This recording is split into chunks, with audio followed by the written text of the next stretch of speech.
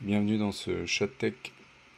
On se retrouve tous les mardis, tous les jeudis pour faire une petite revue des articles que je vous ai sélectionnés. On analyse, on décortique. N'hésitez pas à me faire des retours en DM sur Twitter si vous avez des questions ou dans le chat directement si vous êtes là. Aujourd'hui, on va regarder cet article là que j'ai sélectionné ce matin. Alors, c'est pas une question qu'on se pose quand on dev tous les jours, forcément. Mais je trouvais l'approche de l'article assez intéressante parce qu'effectivement, c'est le genre de question qu'on peut facilement retrouver dans un entretien. Euh, et,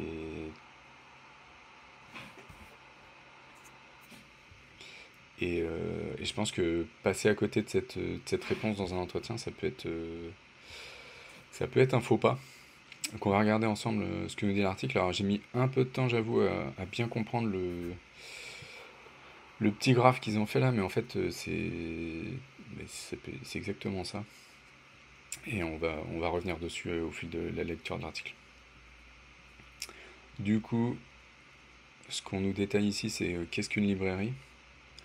Euh, et du coup, une librairie, bah, c'est quelque chose qui va être appelé par notre code, qui va être une ressource à notre code pour faire des choses qu'on n'a pas envie de développer nous-mêmes. Donc là, il liste deux petites librairies JS qui sont assez connues, que sont React et jQuery. Du coup, les avantages d'une librairie, c'est que ça peut améliorer les performances euh, de votre application. Ça donne des fonctions qui sont réutilisables euh, dans votre code, dans un nombre très varié d'environnements et use cases. Ça, c'est clair qu'une librairie, ça vous fournit en général une méthode pour faire quelque chose dans plein de cas. Et ça, c'est plutôt pas mal. Ça vous enlève une épine du pied quand normalement vous avez à écrire des fonctions complexes. Normalement, il y a toujours une librairie pour faire ce que vous voulez faire. Il suffit juste de la connaître. Pareil, ça vous fait gagner du temps à pas écrire du code répétitif pour toujours les mêmes problèmes. Parce qu'effectivement, en fait, la librairie, quand ils l'ont écrit, bah, ils ont essuyé ces problèmes. Donc c'est pour ça qu'ils ont écrit cette librairie. Et donc vous récupérez ça. Et c'est tout bonus pour votre projet. Ça vous permet de vous focus uniquement sur votre cœur de métier, en fait, sur les fonctionnalités que vous voulez livrer et de ne pas perdre de temps sur des choses, c'est extrêmement bien expliqué, such as HTTP and routing, effectivement. Vous savez que vous en avez besoin, mais vous n'avez pas envie de redévelopper des choses autour de ça. Vous savez qu'il y a des choses qui existent, donc vous allez typiquement dans ce cas-là faire utiliser une librairie. Alors vous avez le choix effectivement d'utiliser vos librairies préférées. Effectivement, quand vous prenez une librairie, c'est d'ailleurs ce qui est écrit, ce qui est écrit dans les limitations, c'est que faut quand même être très vigilant aux librairies qu'on utilise, vérifier qu'elles sont toujours bien maintenues par quelqu'un ou par une communauté, c'est encore mieux, qu'il y a toujours des releases sur cette librairie. Ça va un peu avec le maintenu, mais on peut juste envoyer quelques hotfix sur une librairie sans forcément envoyer de nouvelles releases toutes les 4 matins. Quand je dis release, j'entends vraiment release avec des features, pas juste une release avec des hotfix. Donc voilà, en tout cas, soyez très vigilants sur le choix des librairies que vous faites.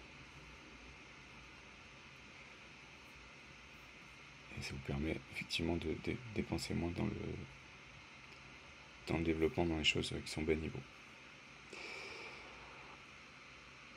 Alors les limitations d'une librairie, donc comme je disais juste avant, eh ben, à partir du moment où vous allez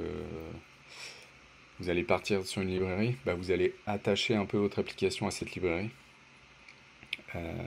Donc d'une certaine manière, si demain la librairie n'est plus maintenue, bah, votre application elle est elle est en danger, euh, parce que soit il va falloir que vous la mainteniez, donc là vous perdez un peu, je trouve, l'intérêt de la librairie, parce qu'en général, on aime bien quand la librairie c'est maintenu par une tierce communauté, même si vous pouvez appartenir à cette tierce communauté et dédier du temps à cette communauté au sein de votre projet, ça c'est ok. Euh, mais là, en l'occurrence, c'est pas ça. Euh, c'est que votre librairie n'est plus maintenue, donc de facto, vous allez devoir la maintenir. Et là, c'est pas tout à fait le même mindset.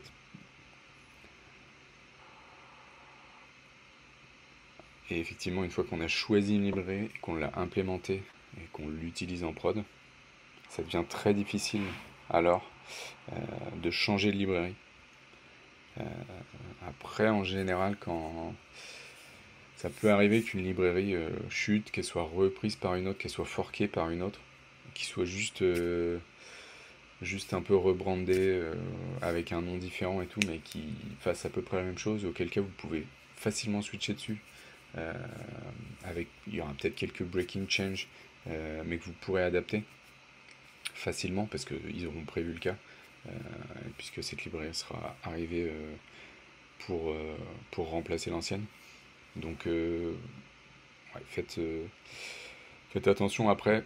C'est assez rare de switcher de librairie en cours de route. Je pense qu'effectivement les cas où ça peut arriver, bah, c'est soit parce que la librairie elle a évolué d'une telle manière où ça répond plus tellement à votre besoin, elle est partie dans un autre. Vous utilisiez peut-être un quart de la librairie et ce quart-là n'est plus maintenu euh, par la librairie ou la déprécier, la maintient plus, etc.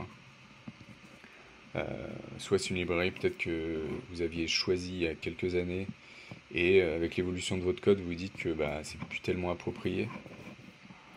Dans ce cas-là, vous allez vouloir switcher de librairie. Et c'est vrai que dans ces cas-là, bah, ça nécessite pas mal de développement. Après, comme tout, ça dépend de comment vous aviez ancré cette librairie dans votre code. Après, en général, switcher de librairie, c'est quand même assez, je dirais pas simple parce que ça dépend vraiment de tout ce que vous faites avec. Euh, mais en général, si vous switchez de librairie, vous reprenez une librairie qui répond à vos besoins et donc qui fait sensiblement la même chose. Donc c'est assez simple en fait de switcher, de dire que bah, telle méthode que faisait la librairie précédente, maintenant je dois plus faire comme ça, je dois utiliser deux méthodes au lieu d'une par exemple. Euh, et après c'est très facile bah, de savoir quel code utilise votre librairie puisque bah, vous allez forcément avoir des dépendances envers cette librairie. Donc c'est assez facile de tracer les utilisations que sont faites de la librairie. Ça c'est plutôt cool. Et donc du coup ça va vous aider à faire la migration. Après c'est évident que ça prend quand même du temps. Il n'y a rien de magique dans le développement et oui c'est pas forcément un bon moment à passer mais quand vous en êtes rendu à devoir switcher de librairie c'est que de toute façon il faut le faire.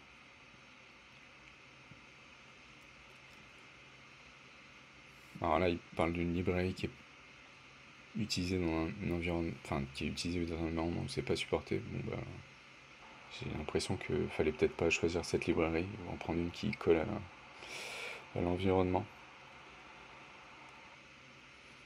Et effectivement, utiliser trop de librairies. Euh, alors je pense surtout à non, dans n'importe quel contexte. Euh, Utiliser trop de librairies, euh, ça peut forcément affecter les performances de votre application à différents stades. Selon l'application que vous avez, c'est du JS ou du Java. Ça peut être au load, ça peut être au runtime. Et effectivement, faites attention, selon les circonstances, à vérifier que vous ne chargez pas une librairie et que vous allez en utiliser que un dixième. Auquel cas, bah, soit il faut peut-être trouver une librairie plus adéquate parce que vous allez importer un truc énorme alors que vous utilisez vraiment une partie très fine de la librairie. Donc voilà, tout ça c'est des questions à se poser quand on importe une librairie et de bien se rendre compte qu'on importe une librairie. Bien souvent, j'ai vu des fois des devs importer les librairies sans trop se rendre compte de ce qu'ils faisaient. Et là, il y a un risque, parce que bah, du coup, vous n'aurez pas fait le travail en amont de vérifier que c'est bien la bonne librairie et toujours maintenue, etc. Donc soyez bien vigilants là-dessus, on va le voir après. Sur l'autre article, je pense qu'on pourra recouper là-dessus. Donc là, on vous dit quand utiliser des librairies, je pense qu'on a déjà un peu fait le tour là-dessus. Du coup, ce qui nous intéresse maintenant, donc là, si on revient sur notre graphique, on a bien vu que, voilà, on essayait de builder du code, et dans ce code, on avait besoin de faire des appels à une librairie qu'on avait importée, qu'on avait chez nous, et donc du coup, qu'on faisait bien des appels à cette librairie pour nous aider à résoudre certains problèmes qu'on pouvait avoir. Donc maintenant, on va voir qu'est-ce qu'un framework. Qu'un framework, c'est donc pas une librairie, mais on va voir comment c'est présenté dans le truc, mais j'aime bien la manière dont c'est présenté en tout cas, parce que c'est assez rare de trouver une bonne définition de framework. Et là, je trouve qu'elle est plutôt bonne. Donc là, ce qu'on nous dit, c'est qu'un framework, c'est utilisé pour builder un logiciel. Donc tout à l'heure, on avait une librairie qu'on utilisait pour faire du code, et là, on utilise un framework qui vient nous aider à construire une application. C'est pas tout à fait la même chose. Et donc il arrive avec quoi? Il arrive avec une certaine structure à respecter. Ça peut aussi consister à des composants prédesignés, etc. Ça dépend vraiment après du framework que vous utilisez. Mais en tout cas, le framework, il arrive avec plein de ressources et plein de paradigmes et d'idées à respecter. Qui va vous introduire des nouvelles fonctionnalités et surtout la capacité de votre application à faire certaines choses. Encore une fois, le framework, comme la librairie, il est là pour vous faire gagner du temps et de l'effort. Sauf que là, au lieu de vous donner du code déjà écrit, des choses déjà pensées pour votre code, en fait, c'est plus un design qui vous est apporté et que vous devez respecter pour suivre ce framework. Et donc pour, par la suite, gagner du temps et de l'effort sur votre logiciel. Un peu les mêmes avantages que la librairie, puisque c'est quelque chose qui est là pour vous faire gagner du temps, donc forcément, vous pouvez vous concentrer sur votre projet, etc.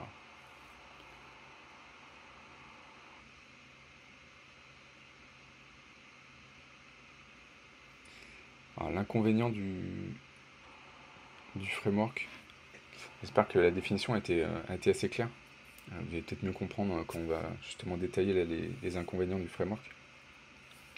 Mais du coup, autant une librairie, vous l'utilisez pour... vous savez pourquoi vous l'utilisez. Et typiquement, je sais pas, une librairie qui fait du logger. Bon, bah vous savez que vous l'utilisez pour faire du logger. Donc vous attendez à avoir... à pouvoir loguer en info, en erreur, en debug, voilà. Donc vous connaissez déjà un peu ce que vous attendez de la librairie. Le framework, ça peut être un peu différent, parce que déjà, ça peut être quelque chose qui est déjà dans votre application, donc vous avez juste à vous y fier. Et donc c'est pour ça qu'ici on dit que la courbe d'apprentissage peut être assez challengeante, parce que c'est moins simple d'apprendre un framework basé sur un design et des manières de faire qui peuvent être hyper variées, comparé à une librairie que elle vous utilisez pour faire quelque chose d'assez clair.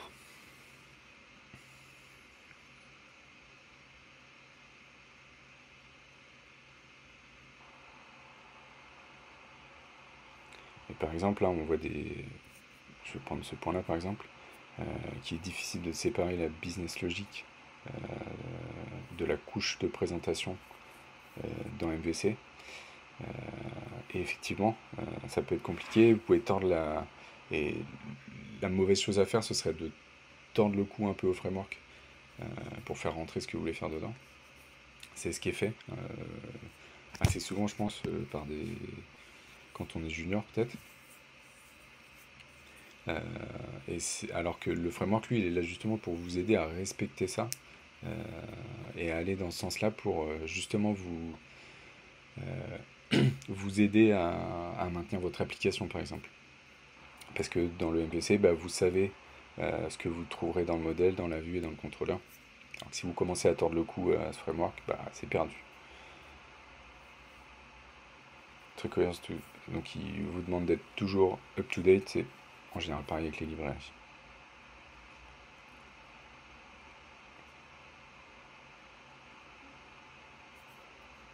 Là on voit différents... alors, ça parle pas de Java, moi je suis plutôt Java, et typiquement Spring, ça arrive avec plein de choses. Et c'est important de suivre ce qu'amène Spring dans ces technologies pour bah, continuer de suivre le framework. Donc là après il insiste sur ce qu'est une librairie et ce qu'est un framework. Voilà, je vous laisserai aller plus en profondeur si vous le souhaitez sur l'article. Je vous le retrouvez sur mon feed Twitter